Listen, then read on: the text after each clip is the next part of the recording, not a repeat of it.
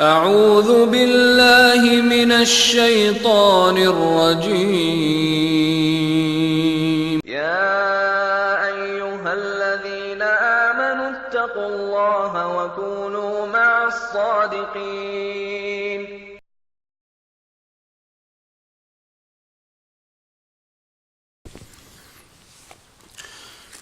بسم الله الرحمن الرحيم. السلام عليكم ورحمة الله وبركاته. إن الحمد لله نحمده ونستعينه ونستغفره ونعوذ بالله من شرور أنفسنا ومن سيئات أعمالنا. من يهده الله فلا مضل له ومن يضلل فلا هادي له. أشهد أن لا إله إلا الله وحده لا شريك له وأشهد أن محمدا عبده ورسوله صلى الله عليه وسلم تسليما كثيرا. أما بعد. Alhamdulillah, segala puji bagi Allah Subhanahu wa taala yang masih memberikan kita nikmat iman dan Islam. Segala puji bagi Allah Subhanahu wa taala yang masih memberikan kita kesehatan. Segala puji bagi Allah Subhanahu wa taala. Semoga Allah Subhanahu wa taala selalu menjadikan kita orang-orang yang selalu jujur pada diri sendiri, jujur pada keimanan, dan jujur juga pada orang lain. Salawat dan salam kepada Nabi Muhammad sallallahu alaihi wasallam yang telah menjelaskan kita agama ini dengan sejelas-jelasnya.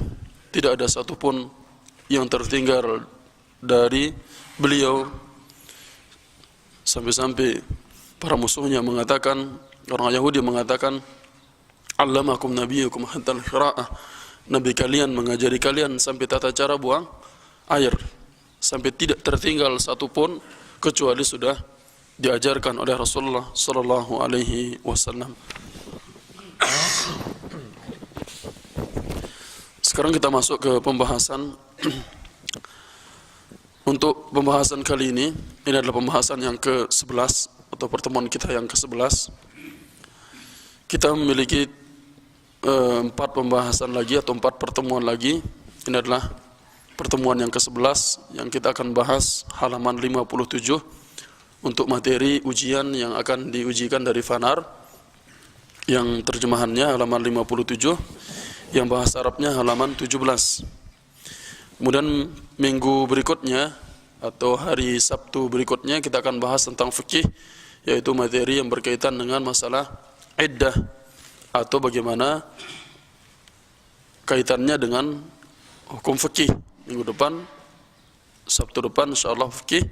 Kemudian tanggal 30 berikutnya adalah akan diadakan ujian atau tes bagi yang ingin mengikuti, dan untuk ujiannya tidak ada diletakkan nilainya Bapak Fulan sekian, Bapak Fulan sekian, Bapak Fulan sekian, tidak. Jadi secara umum saja, artinya sebagai bisa dikatakan formalitas ikut ujian, kemudian dengan keikutsertaan ujian tersebut untuk diberikan syahadah, itu saja. Tidak ada pemberian nilai yang sesuai dengan hasil yang ada. Kemudian pertemuan yang terakhir kita tanggal 7 Mei adalah penutupan untuk kajian kita di sini. Nanti insyaallah kita apa saja yang kurang ataupun mungkin ada himbauan dari Fanar nanti akan saya sampaikan di pertemuan terakhir nanti insyaallah taala. Sekarang kita masuk ke pelajaran kelima. As-sidqu birrun wal kadhibu fujurun. Jujur itu adalah sebuah kebaikan, dan juga al-kadhib, dusta itu adalah sebuah kejahatan. Inna sidqa da'amatun asasiyatun fi khalqil mu'min. Sungguhnya kejujuran tersebut adalah merupakan pendukung utama pada akhlak seorang mukmin. Jadi masalah kejujuran dan bohong ini adalah masalah utama yang berada pada seorang mukmin. Antara orang itu dikatakan dia orang yang baik ataupun dia orang yang tidak baik dilihat pada kejujurannya. Ini diantara pondasi utama yang mendasar pada perilaku seorang mukmin, dan juga merupakan bentuk yang tetap pada tingkah lakunya, sighatun tsabitatun fi sulukihi, bentuk yang tetap pada tingkah laku seorang mukmin itu sendiri. Islam menjadikan perbuatan tersebut, kejujuran tersebut sebagai bentuk sandaran dalam bermasyarakat dan merupakan dan dijadikan wa'tabarahu unwanan lirakil umami wa taqaddumiha, dan dijadikan sebagai bentuk atau tanda, ya, jujur ini sebagai tanda meningkatnya umat-umat dan juga majunya mereka. Ini dilihat daripada kejujuran mereka. Dilihat bagaimana umat tersebut menjadi umat yang baik dari kejujuran mereka. Ya, apakah mereka menjadi umat yang diridhoi oleh Allah Subhanahu wa taala atau tidaknya, itu semua dilihat daripada kejujurannya. Dari Abdullah bin Mas'ud radhiyallahu anhu, dari Abdullah bin Mas'ud, semoga Allah Subhanahu wa taala meridhai dia, qala Rasulullah sallallahu alaihi wasallam, Rasulullah sallallahu alaihi wasallam bersabda, alaikum bis-sidqi fa inna as-sidqa yahdi ilal bir. Hendaklah kalian berbuat kejujuran. Hendaklah kalian berbuat kejujuran atau hendaklah kalian jujur. Karena jujur tersebut menghantarkan kepada perbuatan kebaikan. Jujur itu apapun bentuknya akan mengarahkan kita kepada perbuatan yang baik. Wa innal birra yahdi ilal jannah, dan sesungguhnya kebaikan tersebut menghantarkan seseorang ke dalam surga. Wa ma yazalu ar-rajulu yasduqu wa yataharra as-sidq hatta yuktaba 'inda Allahi siddiqan, dan senantiasa seorang tersebut dia berbuat jujur. Ya, senantiasa seorang tersebut dia berbuat jujur dan dia berusaha untuk menjadi orang yang jujur, ya, maka Allah Subhanahu wa taala akan mencatatnya ke dalam orang-orang yang, ya, menjadikannya kepada orang-orang yang siddiqan, yaitu orang-orang yang jujur dalam kehidupannya. Kemudian Rasulullah SAW menjelaskan kepada kita lawannya, wa iyyakumul kadzib, dan jauhilah dari kalian dari sifat berbohong tersebut. Ya, jauhilah kalian dari sifat berbohong tersebut. Fa innal kadziba yahdi ilal fujur, karena berbohong tersebut menghantarkan seseorang kepada kejahatan. Wa innal fujura yahdi ilan nar, dan kejahatan tersebut menghantarkan seorang ke api neraka. Wa ma yazalu ar-rajulu yakdzibu wa yataharra al-kadzib hatta yuktaba indallahi kadzaban, dan seseorang tersebut apabila dia selalu berbohong, ya, maka Allah Subhanahu wa taala akan menjadikannya sebagai seorang yang pembohong. Akan dijadikan dia sebagai pembohong. Hadis ini diriwayatkan oleh Imam Muslim. At-ta'rifu bi rawil hadis. Ini hadis ini sangat penting sekali karena berkaitan dengan masalah berkembang atau yang berkaitan dengan dasar pada akhlak seseorang dan juga dalam bermasyarakat adalah masalah jujur ini sendiri. Karena baik atau buruknya seseorang itu dilihat dari sifat jujurnya. Ya, oleh karena itu, salah satu di antara ciri kiamat yang sudah kita ambil tahun lalu pada kitab sebelumnya hari Senin, yaitu pada hari kiamat nanti, ya, mendekatnya hari kiamat, di antara ciri-cirinya kiamat tersebut hilangnya orang-orang yang bersifat jujur ini, dan yang diberikan amanah atau yang dipercaya adalah orang-orang yang bohong. Yang di antaranya sedikitnya orang yang kita anggap jujur, baik dalam berbisnis, ya, bapak yang berbisnis misalnya, sedikit sekali orang yang kita bisa percaya, dan itu adalah di antara ciri-ciri daripada kiamat tersebut. Bahkan sebagaimana mungkin yang pernah kita tahu dalam sebuah kisah yang disebutkan di situ, kisahnya cukup panjang tapi mungkin secara ringkas, tentang orang yang, ya, dia mengembalakan kambingnya. Kemudian dia mengatakan apa? Serigala telah memakan kambing yang di sana. Kemudian dia mengatakan an-najdah, an-najdah, tolong, tolong, serigala datang dan memakan kambing. Orang-orang pada keluar, begitu sampai ke tempat tersebut, dia tertawa dan mengatakan, aku telah berbohong pada kalian. Berikutnya yang kedua kali dia mengatakan, an-najdah, an-najdah, tolong, tolong selamatkan, serigala telah datang pada kambing-kambing tersebut. Berikutnya orang datang dan dia tertawa dan mengatakan, aku hanya bercanda. Berikutnya, begitu yang ketiga kalinya, dan ini kejadian yang benar, serigala datang, orang mengatakan, paling dia sudah berbohong nih, paling dia main-main lagi kayak kemarin. Kemudian, begitu sampai sore hari, pengembala tersebut tidak pulang-pulang, dan ternyata dijumpai tinggal pakaiannya saja, dan dia sudah dimakan oleh serigala. Ini adalah kisah yang sahih tentang bagaimana seorang tersebut, ya, bahwasanya perbuatan berbohong tersebut itu sangat dilarang. Jujurlah walaupun itu pahit. At-ta'rifu bi rawil hadis, penjelasan tentang periwayat atau yang meriwayatkan hadis ini kepada kita. Dia adalah Abdullah bin Mas'ud, sahabat yang sangat mulia. Subhanallah, kemuliaan dari Abdullah bin Mas'ud sangat banyak sekali. Dia adalah seorang yang alim, orang yang memiliki ilmu yang sangat luas, faqih, orang yang faqih dalam masalah agama. Ya, faqih itu sendiri dia sangat mengerti tentang suatu penjelasan tentang agama. Ya, sampai-sampai Ibnu Mas'ud mengatakan, tidaklah satu ayat yang turun kecuali aku tahu di mana dia turun dan pada siapa dia turun. Itu adalah Abdullah bin Mas'ud. Ya, dia adalah orang yang memiliki ilmu yang sangat luas. Dia selalu berada di rumahnya Nabi SAW sejak dia masuk Islam.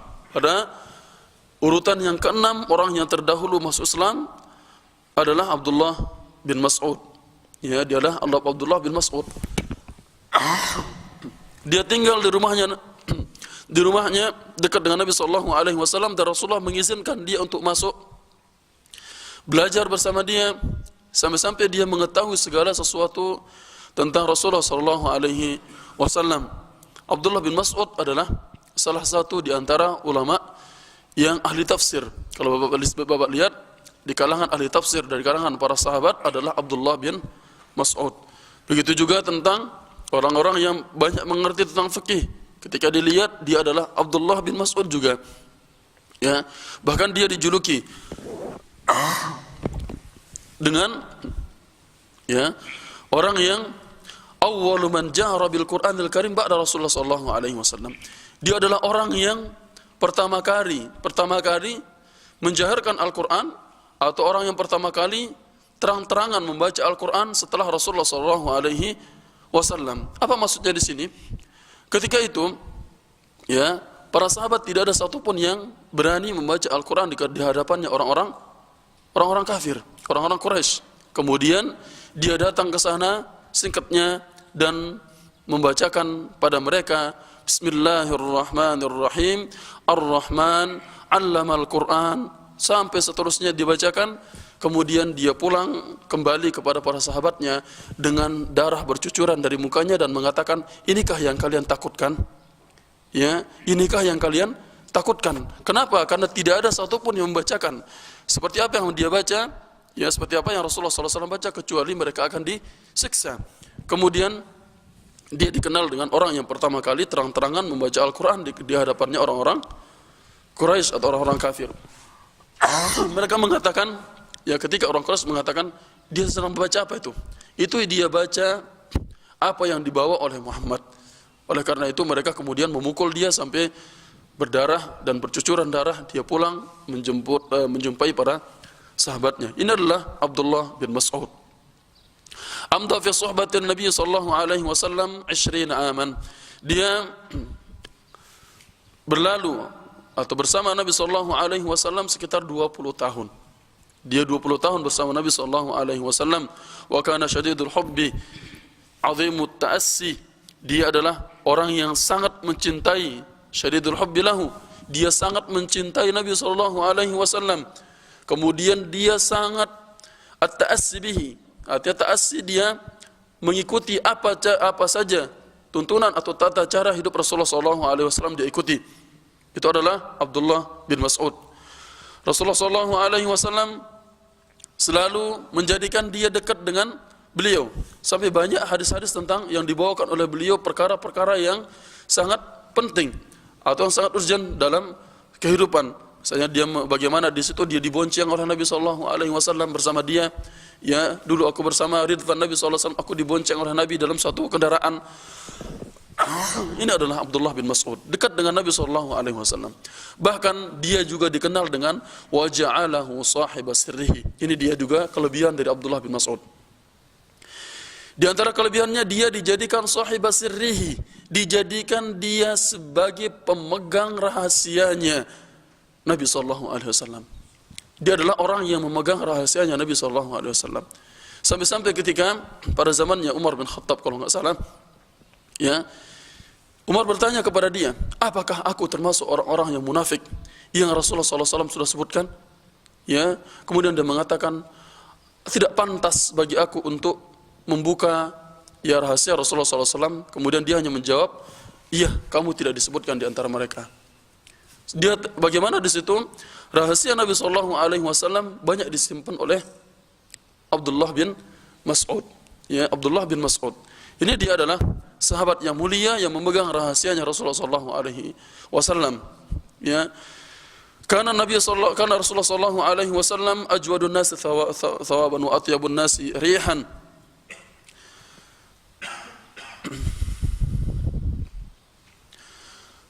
Dia adalah bersama Nabi SAW, ya, bersahabatannya dengan beliau. Dia adalah orang yang sangat dermawan, kemudian orang yang sangat baik, ya, sangat baik, harum namanya. Dia adalah orang yang ahli ibadah, ya, dia adalah orang yang ahli ibadah, taat kepada Allah Subhanahu wa taala. Ini adalah Abdullah bin Mas'ud. Abdullah bin Mas'ud adalah orang yang sangat tunduk kepada segala apa yang Allah Subhanahu wa taala perintahkan. Fakana yaqulu fi as-sahur, Allahumma da'awtani fa'ajabtuk wa amartani fa'ata'tuk wa hadha sahrun faghfir li ya arhamar rahimin. Maka dia mengatakan pada waktu sahur misalnya, ya Allah, Engkau telah memanggil saya maka aku penuhi panggilanmu. Engkau telah memerintahkan saya maka aku taati. Ya, ini adalah waktu sahur, maka ampunilah saya ya arhamar rahimin, wahai yang maha, ya, arhamar rahimin, yang maha pengasih. Kemudian dia telah meriwayatkan dari Nabi SAW ada 848 hadis, dan dia wafat di Madinah pada tahun 32 Hijriyah. Dia wafat di Madinah pada tahun 32 Hijriyah. Sangat panjang kisah daripada Abdullah bin Mas'ud ini. Ya, sangat panjang kisahnya.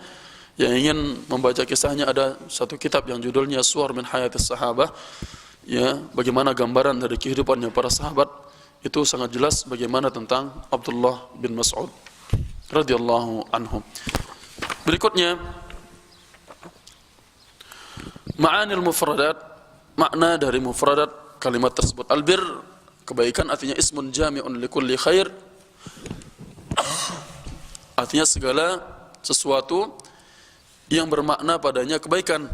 Segala sesuatu yang bermakna kebaikan itu namanya albir. Yahdi yarsyud, artinya yahdi yang menunjukkan atau yang mengarahkan seorang, yataharras sidq yubalik wa yajtahidu fihi, dia selalu mencari padanya, ya, dia terus mencari kejujuran dan sifat jujur. Yaktub yathbut, artinya ditetapkan bagi dia. Siddiqan, artinya yatakarraru minhu sidq hatta yasira sajiyatan lahu wa khuluqan. Barang siapa yang selalu jujur, maka dia akan menjadi tabiat dan akhlak yang tetap bagi dia. Al-fujur, yaitu jahat, yaitu dia jatuh pada perkara maksiat dan kejahatan. Wal mujahir biha, dan juga terang-terangan di dalam perbuatan kejahatan tersebut. Kadzaban, artinya orang-orang yang selalu mengerjakan perbuatan bohong. Man yatakarrar, artinya dia berulang-ulang mengerjakan kebohongan tersebut sampai kebohongan itu menjadi tabiat bagi orang tersebut. Min hadiyal hadits syarif, di antara petunjuk yang bisa diambil atau faedah yang bisa diambil dari hadis yang mulia ini.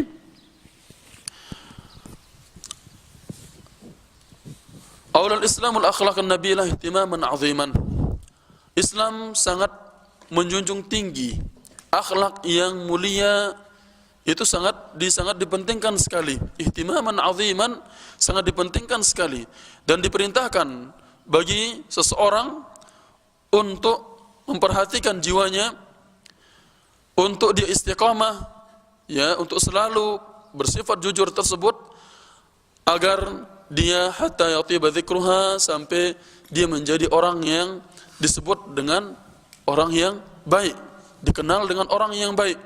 Wa yartafi' qadruha, dan diangkat derajatnya, artinya diangkat penyebutannya, dia dikenal, oh dia itu orang-orang yang baik, ya, dikenal dia dengan orang yang jujur. Kemudian fata'khudhu indallah, orang yang jujur tersebut dia mengambil bagiannya dari keridhaannya Allah Subhanahu wa taala, minar ridwan. Dia mengambil bagiannya dari Allah Subhanahu wa taala, yaitu ridhonya Allah Subhanahu wa taala. Ya, kalau Allah Subhanahu wa taala sudah meridhoi seseorang, maka pastinya Allah Subhanahu wa taala akan memasukkan dia ke dalam surganya. Kemudian wa bainan nasi nasibuha minal karamah, dan juga dia mengambil bagiannya di kalangan orang-orang dari dimuliakan oleh orang-orang. Dengan kejujurannya dia akan dimuliakan, ya, oleh orang-orang akan memuliakan dia. Wal hadits syadibu yujibul al-mu'min al-izam as-sidq wa yahrimu alaihim al-kadhib. Dan dari hadis yang mulia tersebut mewajibkan bagi seorang mukmin untuk dia selalu bersifat jujur, dan diharamkan bagi dia untuk berbuat kebohongan. Jadi orang-orang, bahkan pada pertemuan yang lalu ketika kita menjelaskan tentang bagaimana periwayatan hadis yang dhaif atau yang sahih, Bapak masih ingat, ya, kenapa hadis tersebut bisa menjadi dhaif atau palsu? Karena sifat jujur atau bohong yang ada pada seseorang. Ya, salah seorang perawi hadis, ya, salah seorang ulama hadis, ketika dia datang dalam perjalanan 1 bulan untuk mencari satu hadis, begitu sampai kepada orang tersebut yang dia cari, dia hanya apa?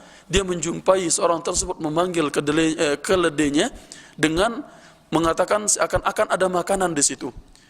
Seakan-akan ada makanan di tangannya. Kemudian ketika dia melihat tersebut, orang yang ahli hadis ini mengatakan, kalau saja dia sudah berani berbohong pada binatang, bagaimana dengan sabda Nabi SAW, tidak jadi dia pergi mengambil ilmu dari orang tersebut dan dia pulang. Ini adalah bagaimana para ulama hadis sangat berhati-hati dari mengambil hadis dari Nabi SAW. Bahkan apabila kebohongan tersebut menjadi tabiat seseorang, itu menjadi illat bagi celaan, dan hadis seseorang itu tidak akan diterima. Bahkan hadisnya menjadi palsu. Kamu mendengar dari siapa? Aku mendengar dari si fulan. Maka ketika si fulan ini sudah, ya, diketahui pernah berbohong, hadisnya tidak akan diterima. Hadisnya akan menjadi dhaif atau lemah, bahkan bisa menjadi palsu. Seperti kita ceritakan kemarin bagaimana silsilah, saya dengar, Bapak dengar dari siapa? Ada yang bilang itu begini. Ya, entah siapa yang dia dengar. Intinya ada yang bilang, maka perkataan yang itu tidak akan diterima. Ini adalah karena pentingnya masalah kejujuran tersebut. Ya. Jujur tersebut adalah akhlak yang sangat mulia. Ya, karena kejujuran tersebut dia adalah asas atau otak segala keutamaan. Kemudian asasul mawaddah. Kemudian dia adalah pondasi atau dasar dari tersebarnya kecintaan di antara masyarakat mukmin, masyarakat kaum muslimin. Barang siapa yang bersifat dengannya sifat jujur ini, maka kamulat sifatuhu wa sammat akhlaquhu, maka akan sempurna sifatnya dan akhlaknya akan menjadi akhlak yang mulia. Ya, ini adalah jujur tersebut. Kemudian arti dari jujur itu sendiri dan macamnya, jujur adalah mutabaqatul qawli lil waqi'i wal haqiqah. Sesuainya ucapan seseorang dengan yang sebenarnya. Itu arti jujur. Sesuainya ucapan seseorang dengan yang sebenarnya. Itu artinya jujur. Wa huwa min mutammimatil iman. Dan ini adalah di antara kesempurnaan atau yang menyempurnakan keimanan seseorang, dan juga menyebabkan Islam seseorang menjadi sempurna, yang Allah Subhanahu wa taala perintahkan di dalam Al-Qur'an surat At-Taubah ayat 119 Allah berfirman, "Ya ayyuhalladzina amanu taqullaha wa kunu ma'as shadiqin." Wahai orang-orang yang beriman, bertakwalah kalian kepada Allah dan jadilah kalian sebagai orang-orang yang jujur. Ini adalah sifat yang jujur yang Allah Subhanahu wa taala perintahkan bagi kita untuk berakhlak dengannya. Dan jujur tersebut ada 3 macam. Yang pertama adalah jujur pada i'tiqad atau keyakinan. Artinya seorang tersebut beriman kepada Allah Subhanahu wa taala dengan iman yang benar di dalam hati dan lisannya. Dia tidak munafik. Dia mengatakan dengan lisannya tetapi dia tidak mempercayainya dengan hatinya, maka dia menjadi orang yang munafik. Ya, dan orang munafik ini lebih berat siksanya daripada orang yang kafir itu sendiri. Jadi jujur dalam keyakinannya. Ya, dari sesuainya lisan, hati dan perbuatannya dengan apa yang dia yakini. Kemudian yang kedua adalah jujur pada ucapannya, yaitu dia menceritakan kepada orang tentang sesuatu sesuai dengan hakikat yang sebenarnya. Dia menceritakan sesuatu sesuai dengan hakikat yang sebenarnya. Ini pada jujur pada ucapan. Apa yang ada di situ padanya, maka dia menyampaikan yang sebenarnya. Ya. Adapun tauriyah, ini sebenarnya tauriyah ini adalah tauriyah itu sebenarnya perkataan yang benar. Tetapi kalau kebanyakan mengucapkan tauriyah, itu bisa mengarahkan kepada orang selalu akan berbuat kebohongan. Tauriyah itu adalah yang diucapkan oleh orang itu lain, yang dipahami oleh orang lain itu lain. Bapak paham maksudnya? Tauriyah itu yang saya ucapkan lain, kemudian yang dipahami oleh yang mendengarnya itu lain. Itu tauriyah. Dan itu boleh, ya, sebagaimana yang dilakukan oleh Imam Malik ketika dibunuhnya orang-orang yang mengatakan Al-Quran itu adalah firman Allah. Siapa yang mengatakan Al-Quran firman Allah, maka dia dibunuh. Imam Malik kemudian didatangkan, apa pendapat kamu tentang Al-Quran? Sekarang udah para ulama udah banyak sekali dibunuh. Dia mengatakan Taurat, Zabur, Injil, Al-Quran, semuanya ini makhluk. Dia mengatakan semuanya ini makhluk. Yang dimaksudkan apa? Hajjaj bin Yusuf berpikir Taurat, Zabur, Injil, Al-Quran itu makhluk. Tapi maksud dari Imam Malik, semuanya ini, jari-jarinya ini adalah makhluk. Bapak paham maksudnya? Jari-jarinya ini adalah makhluk. Semuanya ini makhluk. Atau contoh yang kedua, Rasulullah SAW ketika bersama Abu Bakar ditanya, kalian dari mana? Asal kalian dari mana? Rasulullah mengatakan, nahnu min kami dari air. Orang yang tadi berpikir ada satu tempat namanya air. Maksud Nabi, kami dari air artinya kita diciptakan dari air mani. Orang pahami lain. Atau contohnya, anak kecil mengatakan, ya, kenapa kamu tidak masuk sekolah? Ada orang mati di kuburan, Pak. Emang benar, ada orang mati di kuburan. Pak guru berpikir dia tidak masuk sekolah karena ada orang mati. Dia tanya lagi, kenapa kamu tidak masuk? Kakek saya sudah meninggal, Pak.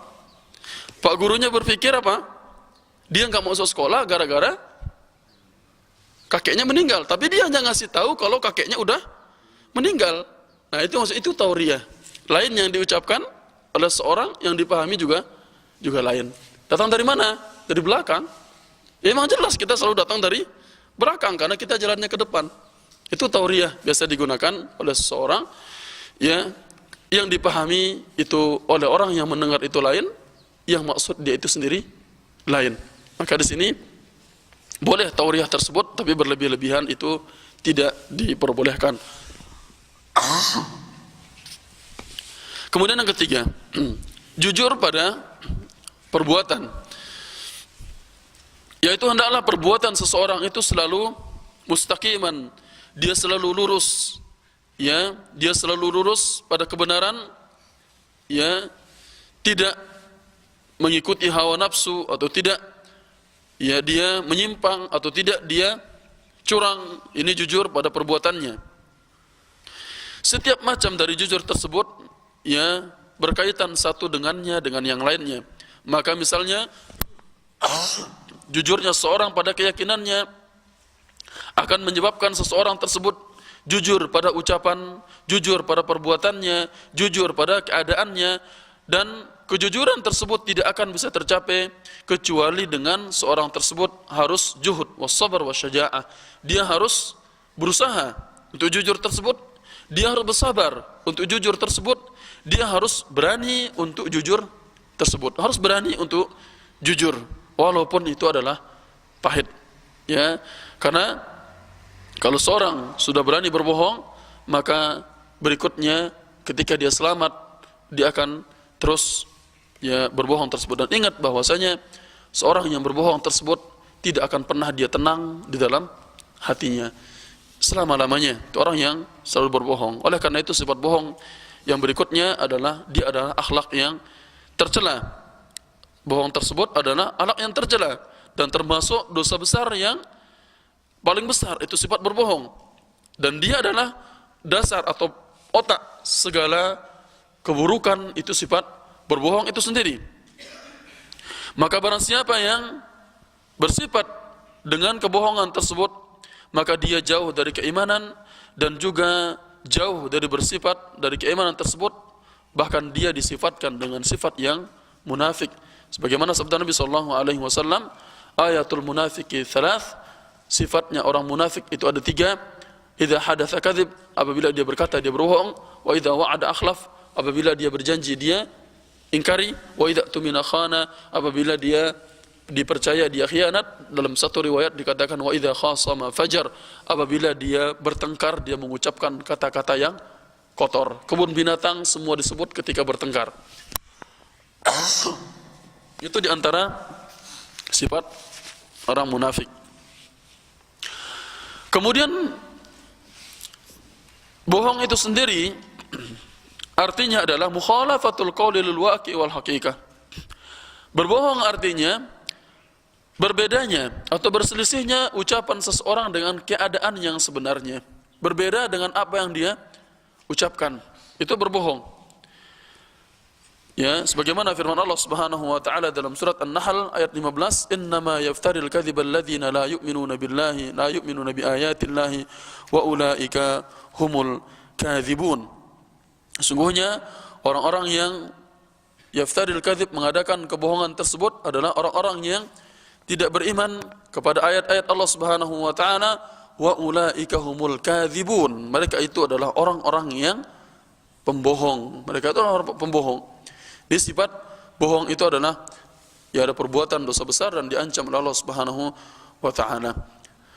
Dan bohong tersebut memiliki banyak bentuknya. Di antaranya yang pertama adalah berbohong atas Allah dan Rasulnya. Berbohong atas Allah dan Rasulnya, dan ini adalah perbuatan yang sangat berbahaya sekali. Rasulullah SAW bersabda, barang siapa man kadzaba alayya muta'ammidan falyatabawa maq'adahu minan nar. Barang siapa yang berdusta atas nama saya dengan sengaja, kata Rasulullah, maka hendaklah dia menyiapkan tempat dia di neraka. Hati-hati. Oleh karena itu ketika ada seseorang yang mengatakan Rasulullah SAW bersabda begini dan begini, padahal itu adalah hadis yang palsu, kemudian dia mengatakan hadis ini adalah hadis yang sahih dan seterusnya, maka hati-hati. Dia dikhawatirkan juga ikut serta berbohong atas nama Rasulullah SAW. Karena banyaknya kebohongan tersebut, mulainya muncul hadis-hadis yang palsu tersebut. Hadis palsu itu sangat banyak sekali. Hadis palsu itu tersebut mulainya muncul dulu mulai dari Baghdad atau di Irak, ketika setiap seseorang itu mulainya banyak perbedaan satu dengan yang lain. Kemudian untuk menang dari suatu perbedaan dan pertengkaran, mereka membawakan hadis Nabi. Maka banyak di antara mereka yang membawakan hadis-hadis yang palsu. Maka ketika kita tahu hadis itu hadis yang tidak benar, maka tidak boleh kita sampaikan. Ya, tidak boleh kita sampaikan kecuali untuk menjelaskan ketidakbenarannya kata tersebut. Ya, banyak sekali ucapan-ucapan yang dinisbatkan kepada Nabi padahal itu tidaklah benar adanya. Kemudian yang kedua, an-nifaq, yaitu munafik. Itu termasuk perbuatan bohong. Yaitu seseorang menampakkan apa yang berbeda dengan yang batinnya yang tidak nampak, berbeda.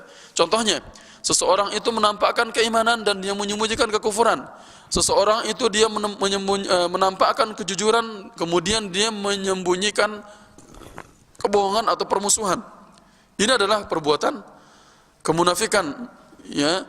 Maka perbuatan tersebut dilarang kita untuk bersifat dengannya. Yang ketiga, wa minal kadhibi fi haqqil akharin, di antaranya yang ketiga adalah bohong pada hak orang lain. Ya, berbohong pada hak orang lain. Contohnya yubaligul mutakallim fil qawli, contohnya seorang itu berlebihan dalam bercerita atau berkata yang menjadikan pendengar tersebut atau orang lain tersebut memahami, ya, yafhamu minhu aktsara minal haqiqah, memahaminya lebih dari sebuah yang sebenarnya. Kadang-kadang ceritanya sedikit, bumbunya sangat banyak. Ya, cerita sedikit tapi bumbunya sangat banyak. Ini kadang-kadang sering orang itu ketika masalah bercerita itu seringnya. Perkara tersebut ketika orang itu menceritakan suatu perbuatan, misalnya menceritakan orang lain misalnya, kemudian dia menceritakan berlebih dari apa yang orang atau kejadian yang sebenarnya. Misalnya bentuknya an yahdhibal mutakallim minal qawli ba'dal haqiqah. Di antaranya orang yang bercerita tersebut atau orang yang berkata tersebut membuang sebagian cerita yang sebenarnya. Kemudian menceritakan sebagiannya, terjadilah yang didengar oleh orang lain sebagian yang sebenarnya, tapi yang lainnya dia tidak menceritakannya. Ini adalah termasuk kebohongan. Kemudian yang kedua misalnya, di antara bentuk kebohongan pada hak orang lain, yaitu dia berjanji pada orang lain yang sebenarnya dia berniat untuk tidak memenuhi janji tersebut. Ya Bapak, ini adalah insya Allah, tapi niatnya untuk tidak memenuhi, maka itu adalah termasuk kebohongan. Tapi kalau dia niatnya mengatakan insya Allah, memang dia niatnya untuk memenuhinya, maka itu dia tidak termasuk bohong.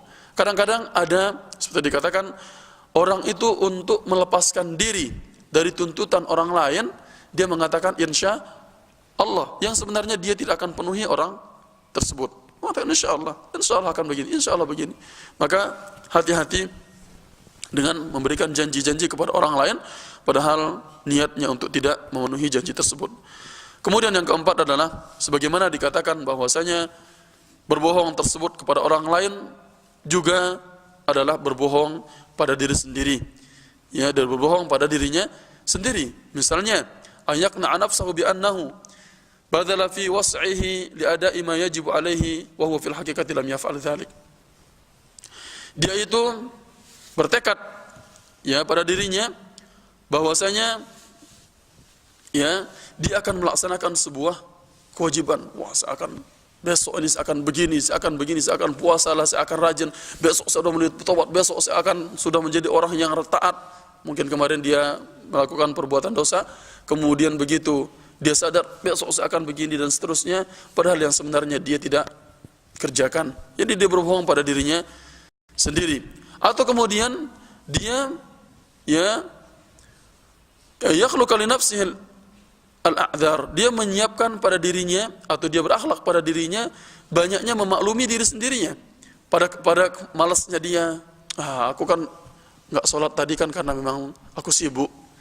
Menyiapkan, ya, pada dirinya itu al-a'dzar, artinya permakluman, apa bahasa kita, permaafan. Atau dia ketika salah, aku tadi kan, misalnya dia tidak sholat, sibuk dengan belanja di mall misalnya, kemudian mengatakan, aku kan tadi kan memang lagi sibuk, nggak mungkin aku sholat di mall tadi, sekarang nggak apa-apalah aku terlambat misalnya. Maka di sini adalah karena kemalasannya. Atau misalnya ada orang tadi, aku kan tidak memiliki yang cukup untuk memberikan kepada dia, ya, dan seterusnya.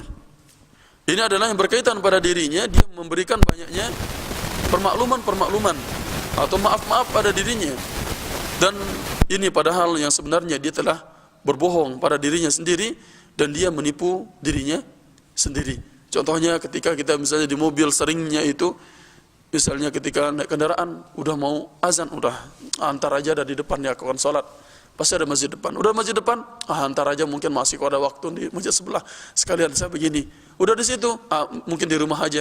Ini sebenarnya berbohong pada dirinya sendiri, ya, berbohong pada diri sendiri.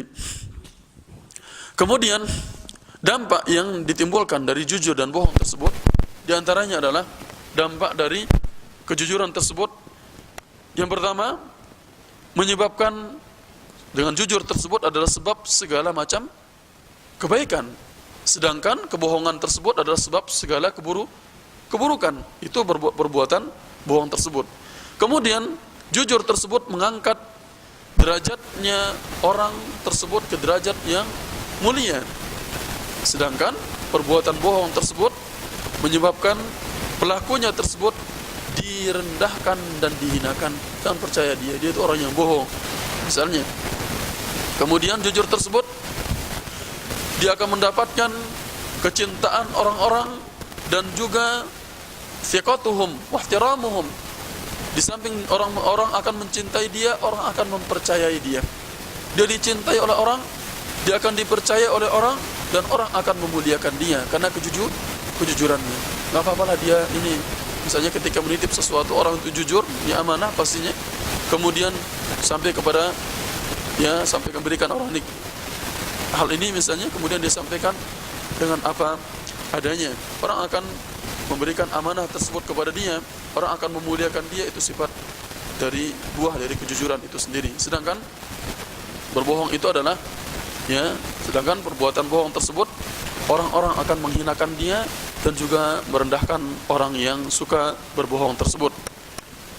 Kemudian orang yang selalu bersifat dengan sifat jujur tersebut, maka dia akan dijadikan atau dia akan ditunjuk menjadi orang-orang yang jujur. Yalqab, artinya dia menjadi lakab bagi dia, ya, menjadi lakab, menjadi panggilan atau menjadi sebutan bagi dia. Nggak apa-apa, dia itu orang yang jujur misalnya. Sedangkan sifat bohong tersebut, dia akan diberikan lakab atau julukan kepada dia dengan orang yang pendusta atau orang yang jahat.